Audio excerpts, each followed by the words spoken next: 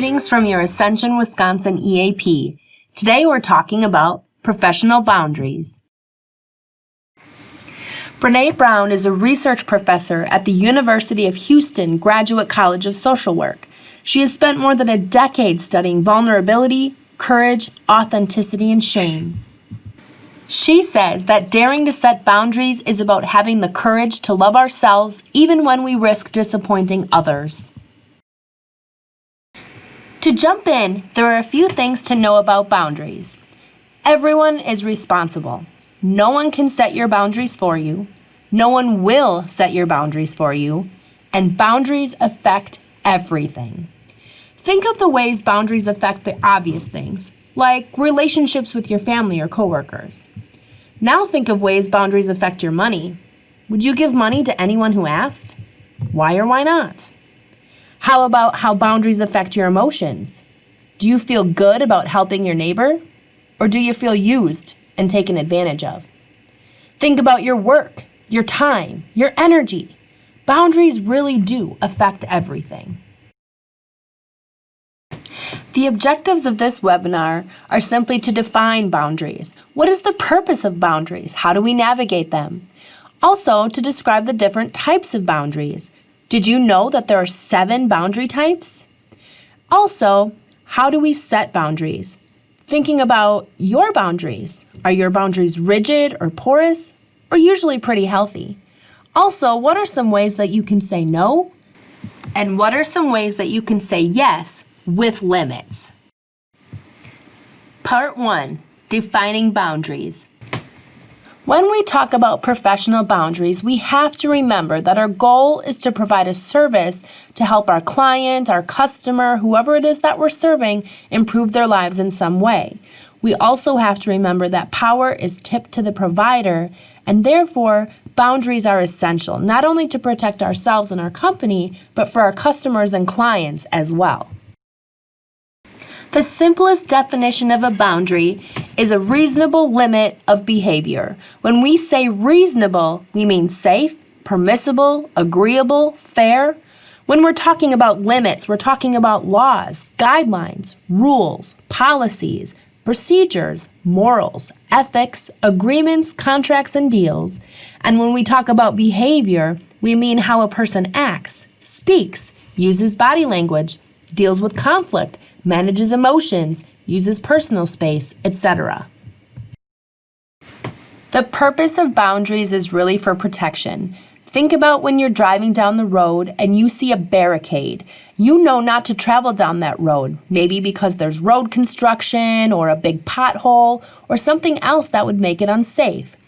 Personal and professional boundaries are really about the same thing, protection. When we don't uphold good, healthy boundaries, people get hurt.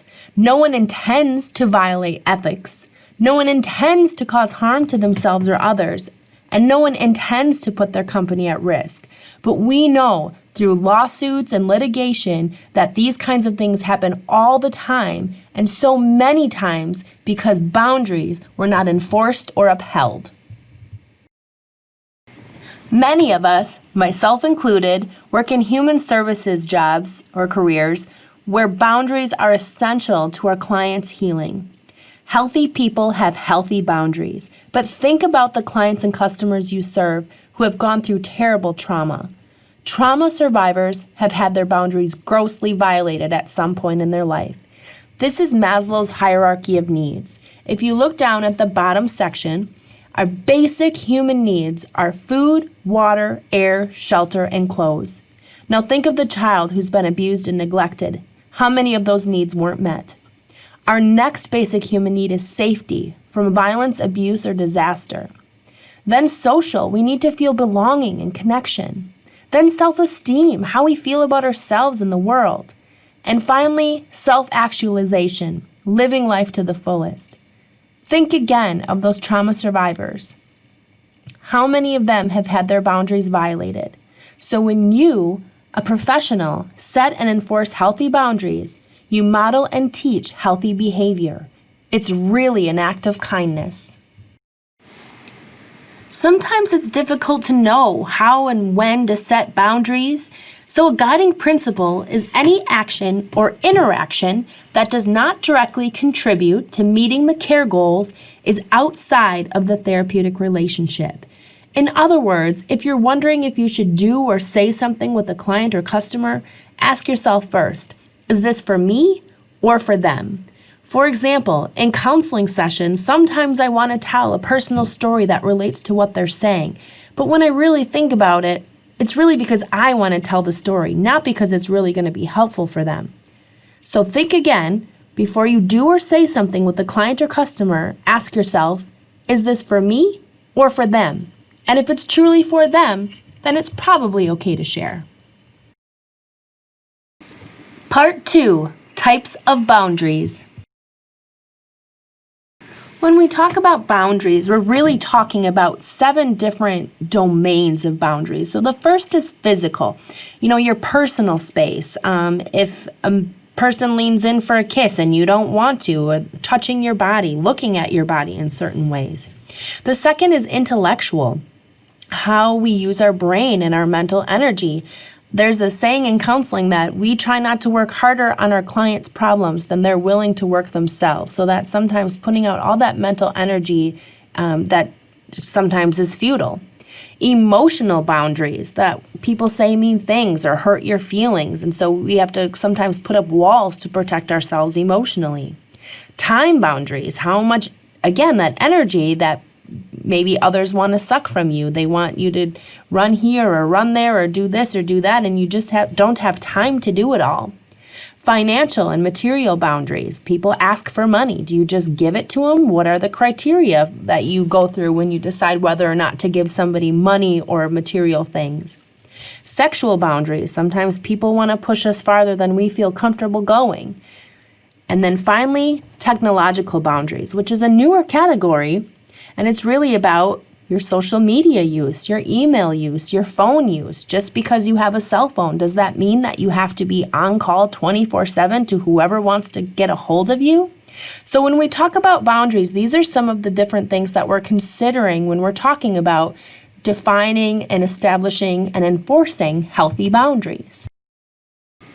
When we think of boundaries, we can think of them like 2 ends on a spectrum.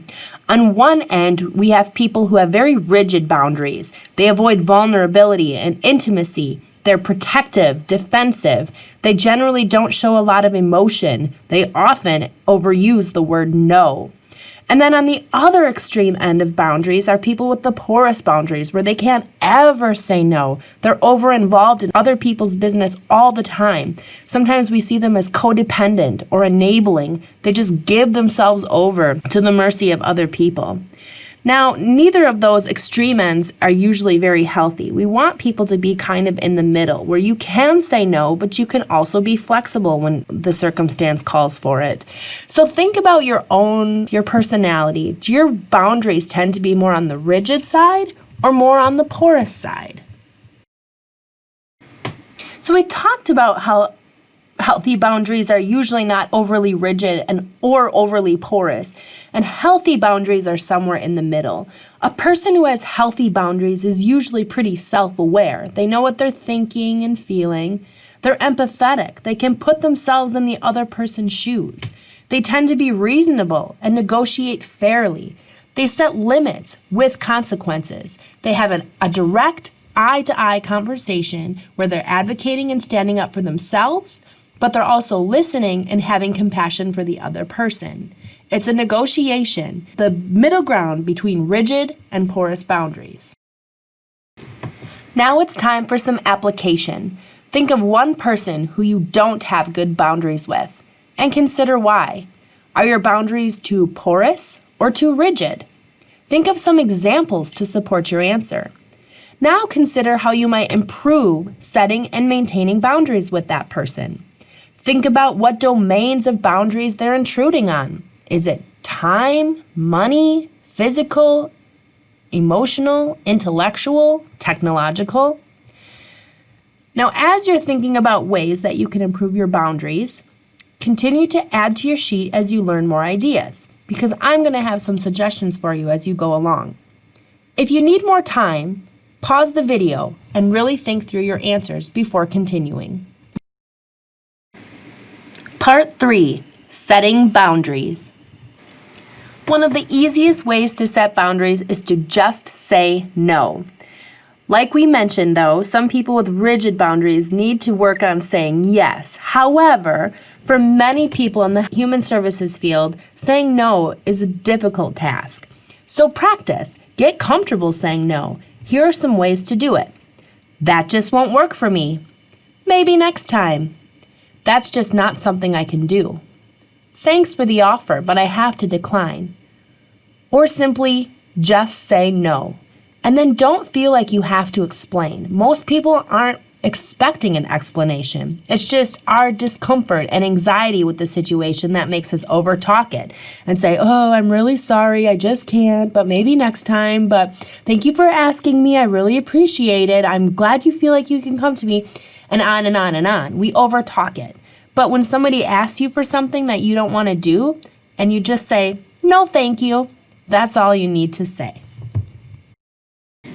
Now, some of us with porous boundaries say yes to everything, and that's okay as long as we set limits on our yes. So here are some ways to do that.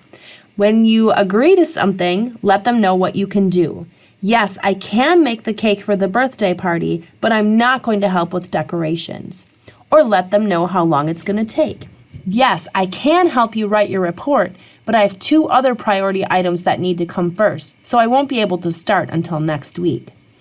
Or, here's what's within my scope of practice. Yes, I can offer you some case management services, but I can't offer you counseling. Or according to our policy, here's what I can offer.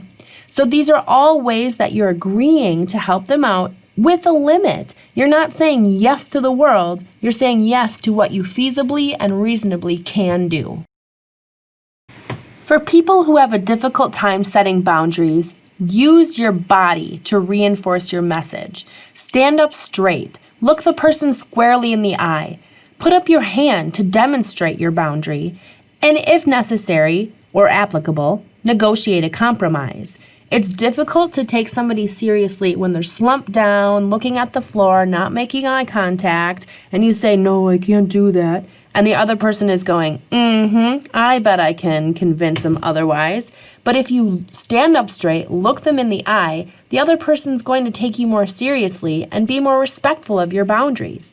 Now, sometimes we stand up straight and look the person in the eye, but we really have butterflies in our stomach and we're so nervous and anxious in that interaction. And that's okay. That's an okay place to start. The more that you practice being assertive, the easier it gets. So we've made it to the conclusion of this presentation. This is a great time to go back and review your reflection questions about boundaries. Did you learn any new ways to say no or how to set limits on your yes? Have you thought about different ways that you can set boundaries in different domains of your life with different people? Now think about how you're going to maintain those boundaries over time. We know that setting boundaries isn't easy, and we highly encourage you to call Ascension Wisconsin EAP and set up an appointment if there's anything that we can do to help you articulate your boundaries, assert your boundaries, or maintain your boundaries over time. And we're here to help. Call us, email us, and set up an appointment today. Thank you and have a great day.